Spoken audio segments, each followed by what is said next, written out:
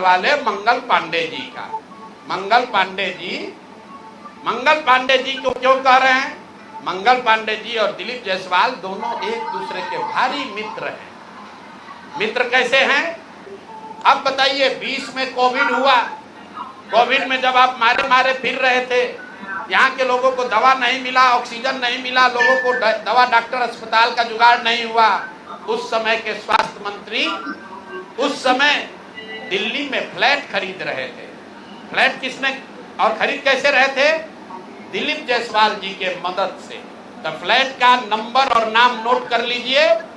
द्वारका में flat number 001 CGHS limited, plot number 11 sector 6 Dwarka new Delhi में भाई साहब ने अपनी पत्नी के नाम से, उर्मिला पांडे जी के नाम से, इन्होंने 86 लाख रुपया पेपर पर है, 86 लाख रुपए में इन्होंने फ्लैट खरीदा।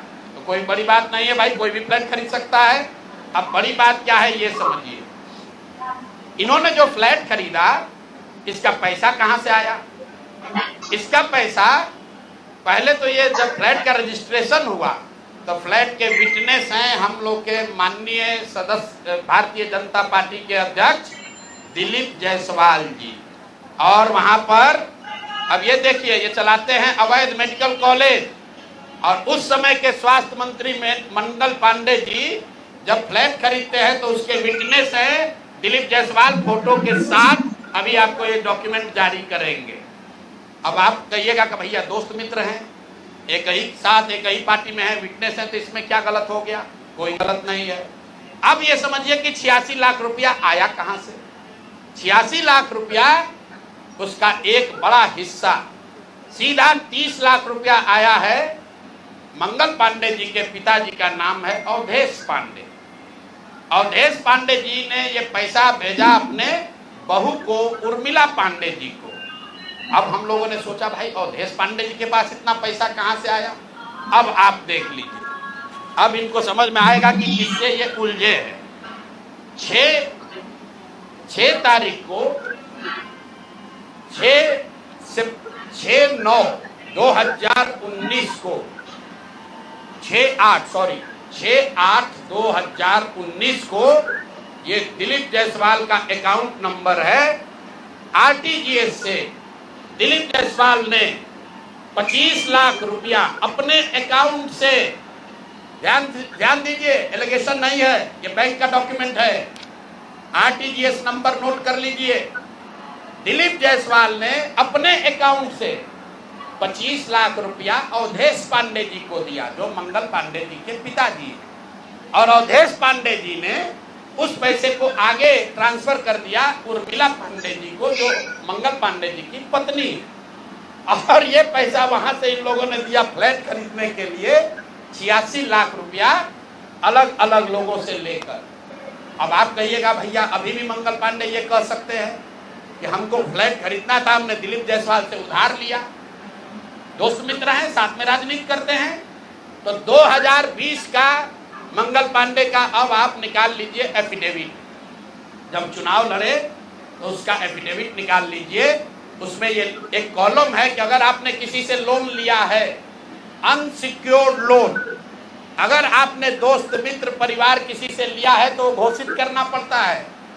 तो 2020 के मंगल पांडे के एफिडेविट में ऐसी कोई घोषणा नहीं है कि उन्होंने अपने पिताजी से 25 लाख रुपया अपने पत्नी के नाम पर लोन लिया है। तो मेरा दिलीप जायसवाल जी से पहला सवाल है कि अरे भाई, आपके सरकार में, आपके पार्टी में इतना भ्रष्टाचार है कि अपने में भी घूस ले रहे हो। ये मंगल पांडे के लिए हमने कहा कि आदमी कॉटन बैंडेज में भी पैसा लेते हैं, तो लोगों ने कहा ये आदमी को कैसे, क्या प्रूफ है?